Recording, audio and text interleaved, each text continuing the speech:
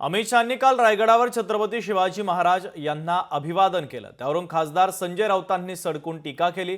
अमित शहांनी औरंगजेबाच्या कबरीला समाधीचा दर्जा दिला असं राऊतांनी म्हटलं, तर अमित शहांनी शिवरायांचा एकेरी उल्लेख केल्याचं देखील राऊतांनी म्हटलेलं आहे। तर यावरून राऊतांनी अमित शहांसह देवेंद्र फडणवीस आणि एकनाथ शिंदेंचा चांगलाच समाचार घेतला, तर आदित्य ठाकरे यांनी देखील शहांवर टीकेची झोड उठवलेली आहे। शिवाजी के बाद औरंगजेब जब तक जिंदा रहा उसके सामने लड़ते रहे, जूझते रहे, यहां तक कि अपने आप को आलमगीर कहने वाला व्यक्ति महाराष्ट्र में पराजित होकर यही उसकी समाधि बनी।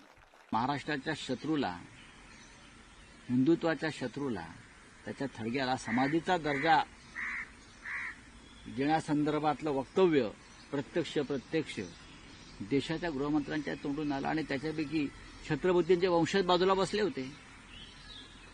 त्यांना खरं म्हणजे या सगळ्या गोष्टीचा त्रास व्हायला पाहिजे होता। समाधी हा शब्द दुसरा कोणी जर काढला असता ना, हा औरंगजेबाची समाधी हा शब्द इतर कोणाच्या तोंडून निघाला असता, तर जे वर त्रिकूट होतं ना, एसएनसी, देवाभाऊ अजित पवार, अजितदादा संयमी आहेत, तर या दोघांनी अक्षरशः थैथयाट केला असता।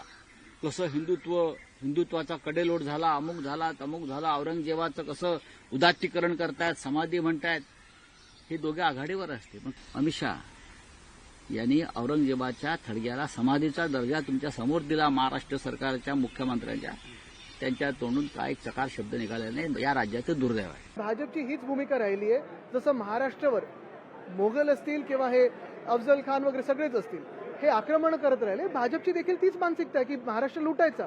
आणि म्हणून ज्यांची कबर होती, ज्याला गाडला इथे महाराष्ट्राने, महाराष्ट्राच्या मातीत, की महाराष्ट्र जो चालून येईल त्याला असंच गाडलं जाईल, काही लोकांना समाधी वाटते। काल त्यांनी मला वाटतं महाराजांचा उल्लेख देखील एकेरी केलेला आहे। आणि हे मग जे कोणी आम्हाला बाकीचं शिकवायला जातात त्यांना आता कुठे गेले ते सगळे लोक? माझा उलटा प्रश्न आहे की आजपर्यंत माननीय अमित शहांच्या व्यतिरिक्त छत्रपती शिवाजी महाराजांच्या कार्यक्रमाला कोण उपस्थित राहिलं होतं?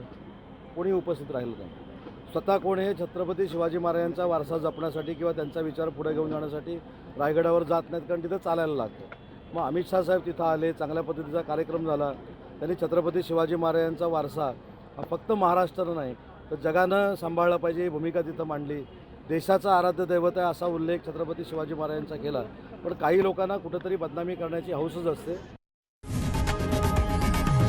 लोकशाही मराठी ऐका, पहा, जागरूक रहा।